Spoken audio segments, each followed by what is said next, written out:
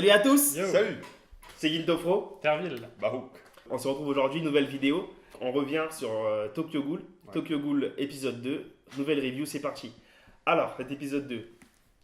Déjà, qu'est-ce que vous en avez... Est-ce qu'il vous a plu ou est-ce qu'il vous a déplu concrètement? Il m'a plu parce qu'on rentre plus dans l'intrigue et on comprend un peu mieux les relations entre personnages et comment elles se structurent. Donc moi, il m'a plu parce qu'il y a vraiment un développement et vers la fin, le retour à un peu ce qu'on connaissait dans les précédents Tokyo Ghoul. Voilà, Et toi moi je trouve la même chose. Je trouve aussi que... Enfin, voilà, je trouve que c'était pas trop mal. Ça m'a aussi... J'ai bien aimé. Plus que l'épisode 1. Et donc, bon, on va revenir en détail dessus. Mais au moins, je peux dire que cet épisode 2 m'a Ça déjà t'a beaucoup parlé, plus, ouais. ça m'a beaucoup plus parlé que Ouais, l'épisode ouais, je suis d'accord. Moi aussi, j'ai trouvé ça plus cool. C'est plus dynamique. 1. Ouais, En fait, ouais, c'est ouais. beaucoup plus dynamique. On ressent, enfin, il y a un peu plus d'intensité. C'est vraiment, vraiment pas mal. On apprend des choses. On apprend des choses. On apprend des choses. Bah, Parce qu'on heureusement. on se posait des questions. Heureusement. Et justement, il laisse pas trop planer le doute. Enfin, un petit peu, mais pas trop. On en apprend vraiment, vraiment pas mal. Donc, je trouve ça cool. Ok, donc du coup, c'est bien. On va déjà en partie. On reste sur une bonne lancée. On reste sur une bonne On reste base sur une du bonne coup, lancée. voilà. Donc c'est épisode 1, épisode 2 Il y a aujourd'hui. une petite montée en puissance en plus. Donc, Voilà. c'est Ouais. bien. Donc pour l'épisode, du coup, le contenu, en termes de contenu, on peut revenir sur quoi aujourd'hui pour nos spectateurs? En termes de contenu, on avance sur l'histoire. Ouais. Déjà, on avance Ouais, sur déjà, l'histoire. On en apprend plus du coup sur ce qui est arrivé à Ise Ouais. et du coup à Ise Kaneki, la relation un peu schizophrénique, du coup vraiment schizophrénique. C'est ça. Oui. On ne sait pas vraiment si du coup il y a une espèce de fusion qui s'est opérée, si on a changé son esprit, machin. Ouais. On le saura par la suite. Et les autres personnages aussi sont plus développés, notamment le personnage dont j'ai oublié le nom, mais pourtant que j'aime Urié. bien. Urié, voilà. c'est Yuri, ça. ouais, bien sûr. Et assez intéressant. Bon, il prend la voie de la haine un peu. Oui, et on retrouve un petit peu, C'est ça, ouais. comme on disait, un petit peu le Sasuke de Tokyo Ghoul Clairement. qui veut venger un petit peu c'est la ouais. mort de son père, etc. La volonté de puissance. C'est la volonté de puissance. Et qui part donc rencontrer son Orochimaru à lui pour C'est développer ça, c'est ça. son Chemin Kagune, des etc. haines, chemin des Voilà. Et justement, ce schéma-là, justement, c'est il va demander de l'aide pour devenir plus fort parce qu'il veut venger, la mort de son père, il veut se venger. Enfin, on sent qu'il y a en lui une vengeance personnelle qui veut mener à bien. Et pour ça, ce que je trouve bien aussi, c'est que à chaque fois, on l'avait déjà vu un peu dans le premier épisode quand il discutait avec Shirazu, mais il dit quelque chose, par exemple, il parle, il dit oui, c'est bien, c'est machin, et derrière, on a un petit retour. C'est vrai. Oui. On a sa vraie pensée en fait, et on voit finalement que c'est un personnage Tiraillé. tiraillé, Qui prend beaucoup Voilà. d'importance en et, fait. voilà, c'est vrai. et qui joue un double jeu, tu vois. そうかよかったよくない決まりとはいえ何も良くないぞ黒井はお前の父親が許さない Et après, Ouais. on Ouais, n'a ouais. pas vraiment. Ses intentions, elles sont un peu floues. On sait simplement que niveau hiérarchique, comme on l'avait dans le premier épisode, il pense à sa promotion, il pense à lui-même avant tout. Et au final, ça lui joue des tours. Puisqu'il redescend, il perd Ouais, sa il perd place un de grade. chef. Voilà, à un moment, perd un il grade. est dégradé. C'est Et ça. c'est Shirazu qui prend la place. Mhm. Et du coup, je trouve que ce passage-là avec ce perso, pour moi, il est amené à vraiment prendre une ampleur, une importance beaucoup. Ouais, ouais. Vu qu'on se concentre beaucoup sur lui, on peut supposer On que peut par la supposer. suite, il se passera quelque chose avec lui C'est ça. d'assez important. Ce qui est sympa, c'est que également on a tout le passage où on revient sur déjà au tout début où, comme on l'a dit, Kaneki ou plutôt Aize est en conflit avec lui-même, ou même Kaneki prend le dessus sur Aize, où grâce à cela il arrive à retrouver en quelque sorte son ami après l'avoir un petit peu battu, le fameux serpent. Ouais. On découvre Oui, son c'est identité. vrai, c'est vrai que dès le On début, découvre son c'est identité. Donc dès le début, on est début, prolongé c'est- dans quelque chose, et donc du coup, c'est Nishio. très rapide. Nishio Senpai, Nishio, bon, ouais. ceux qui lisent le manga le savaient.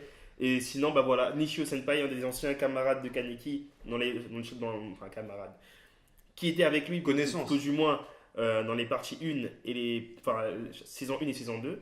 Voilà, on découvre son identité. Concrètement, ensuite, tout ce qui tournait plus précisément sur Kaneki a été intéressant dans le développement, en sens qu'on a eu son petit passage avec Arima, Ouais. qui était vraiment bien. On a la partie où justement il reprend les membres de son équipe, ou donc il se pose comme le leader et que celui qui gère. Et surtout, Il quelle fin, s'impose. Et la fin aussi. quelle fin incroyable. Quand même. Ouais. Vraiment, Mhm. c'est surtout l'élément, je pense, de cet épisode, c'est la fin Ouais. où Ouais.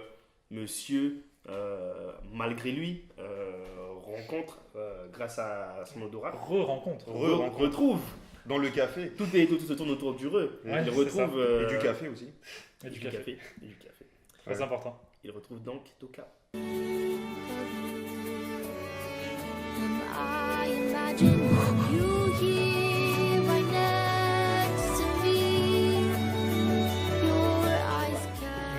je trouve ça vraiment intéressant parce que du coup, cet épisode est placé en fait sous le signe de. On se plante vraiment dans la mythologie de Tokyo Ghoul, quoi. C'est-à-dire que avant, on disait, bon, c'est un truc, c'est genre un nouveau machin, tout ça, blabla. Oui.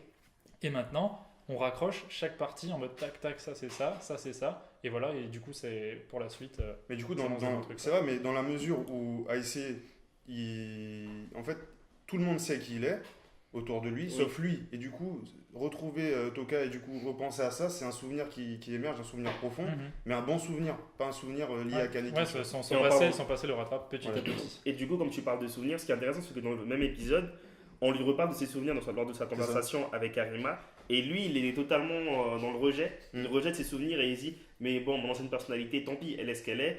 Et j'ai pas forcément envie de m'y raccrocher. Maintenant, je suis qui je suis Aïsé et je vais vivre avec Il ma accepte, famille, il avec mes accepte amis son actuels. amnésie. Et que c'est comme ça. Il accepte son amnésie en fait. Et c'est Mhm. vraiment aussi intéressant comment ça a été présenté dans cet épisode-là. Maintenant, comment du coup, ça ne fait que renforcer le fait que quand il découvrira ou quand il retournera à sa vraie personnalité, on sera peut-être peut-être ému. Au sens qu'on se dira, bon, ben, goodbye Aïsé, bon retour Kaneki, ou alors. Ou alors il y aura un mix, justement, Un mix entre une les nouvelle deux. personnalité encore qui sera un mélange des deux. Bien sûr. un petit peu de plus retour. Mais après, je trouve que aussi la dimension hiérarchique qu'on voit beaucoup avec justement la destitution d'Uri, la promotion de Lichirazu, qui est lié aussi à un niveau, enfin à une structure familiale, parce qu'à un moment quand il discute avec Arima, Une société patriarcale. voilà, c'est clairement. patriarcal, Ouais. bien sûr, parce que Aizé c'est le chef Ouais. et Arima est au-dessus de lui, et du coup même si Il le dit, voilà, père, grand-père. voilà, machin. mais voilà, il y a même la Ce sont mes enfants. c'est ça, ouais, il y a même C'est la ça. rhétorique du familial, tu vois, donc C'est c'est intéressant parce que Mhm. on voit que au niveau au niveau de la hiérarchie, c'est suivi, mais en même temps, il y a une dimension familiale patriarcale, justement, comme tu l'as dit, qui s'intègre et Mhm. qui apporte une dimension étrange parce qu'il y a un mélange, Bah, en mélange fait, des en genres, fait tu vois. c'est un peu, tu vois, dans les unités d'élite ou tu vois, comme on dit, les militaires et tout, il y a un peu la notion de famille. On dit toujours Ouais. oui, machin, etc. On se bat pour sa patrie, etc. Ouais. Et en fait, justement, là, ils poussent le truc jusqu'au bout, en fait. Oh, Ils disent, oh, bah oh. voilà, bah, c'est ma famille, on vit avec eux, on mange avec eux, on travaille avec eux. Et je ne veux pas les perdre au final parce que c'est. Voilà, c'est la famille, c'est tout ce qu'il a. Tout ce Protéger qu'il a, la c'est- famille, c'est c'est son tout. travail. Je me raccroche à ma famille. Voilà. Et du coup, justement, bon, on a traité cet aspect qui est, je pense, important, mais au niveau des méchants, qu'est-ce que vous avez parce qu'on voit de nouvelles, de ouais, nouveaux On a visages. de nouveaux Intégration. visages. Alors, est-ce qu'on peut parler de bons et de méchants? Est-ce qu'on peut vraiment choisir un camp dans Tokyo Ghoul? Je ne me prononcerai pas, je ne dirai pas qu'il y a un. Puisque comme on l'a vu dans les On va dire des antagonistes. quoi. Dans les 2 premières saisons, il y a quand même les ghouls qui sont censés considérés par les Colons comme étant des méchants. Ouais. Alors que est-ce qu'ils sont si méchants que ça? C'est normal, chacun considère l'autre comme le méchant. Oui, voilà, chacun considère l'autre comme le méchant. Donc parler de méchants, enfin, ça me dérangeait. Ouais. Bon, on va plutôt parler plutôt d'antagonistes. Alors en termes d'antagonistes, eh bien, On a l'apparition du lapin. on a le lapin. Le lapin qui ressemble beaucoup Lapin. à Sasuke. Lapin qui ressemble effectivement à Sasuke. Complètement. Après, Lapin qui était de base, semble-t-il, dans les 2 premières saisons, Toka. Donc pourquoi maintenant la reprise enfin, si je dis pas de bêtises, hein, peut-être que je dis n'importe quoi, mais il me semblait. Mais sinon, non, je trouve que je peux pas parler d'antagoniste, puisque on ne sait pas, on voit 2 nouveaux personnages. Bah, en fait, on découvre hein, les antagonistes au fur et à mesure, et je pense que par la suite, là, on pourra plus On détailler. pourra peut-être encore, développer. Donc, du coup, c'est ce qu'on pourra faire ouais. ou qu'on verra éventuellement dans l'épisode 3. Et du coup, pour la suite, Je pense que c'est un avant, ouais. qu'est-ce que vous attendez de la suite dans l'épisode 3? Qu'est-ce que vous pensez qu'il va se passer quoi du coup? Parce que- Travailler plus le lien avec, entre Aïssé et Toka, peut-être. Oui, voilà, c'est ce que j'allais dire. Ouais, j'allais dire, parce que on introduit- ouais, c'est ça. on nous introduit Toka, on nous montre donc et avec la fin où il pleure, Toka qui retrouve Sasaki. Qu'est-ce qui va se passer? Comment ça va? Peut-être qu'il y aura une opposition entre du coup les 2 familles. Ouais. La famille des ghouls, du coup, du café, machin, tout ça, et la famille des policiers. Donc, du coup, en 3 épisodes, en 3 épisodes, on nous pose les 3 camps, les colombes, les ghouls et les Quinks. l'entre-deux. quoi. Ouais, entre deux. Donc du coup, maintenant que les 3 sont posés, on parle même d'Aogiri. Ouais. Maintenant que je pense que les bases sont posées avec ces 2 épisodes-là, Ça va peut-être aller. avec l'épisode 3, Ouais. La base va arriver beaucoup plus vite. C'est Voilà. ça va aller en augmentant en puissance. On je l'espère beaucoup. pense. Tout à Voilà. fait. Et tout ce que nous attendons avec impatience. Voilà. En conclusion, on peut dire que c'était un bon épisode qui apporte quand même quelques éléments de réflexion intéressants. Et puis on verra par la suite. C'est que le début. Hein. On attend beaucoup et puis on verra comment ça va se développer. Mais C'est ça. pour moi, ça a l'air, c'est encore. On suit une bonne C'est ça. trajectoire. On- c'est bien parti, épisode. effectivement. Un bon épisode. Voilà. Et du coup, ce sera tout pour cette review-là. Merci beaucoup de nous avoir regardés. N'oubliez pas, on sait à lâcher un petit like, un petit Ouais. commentaire pour nous soutenir. Et sinon, on se retrouve très bientôt pour de nouvelles vidéos. Allez, au revoir, À ciao, ciao. plus. Right next to me.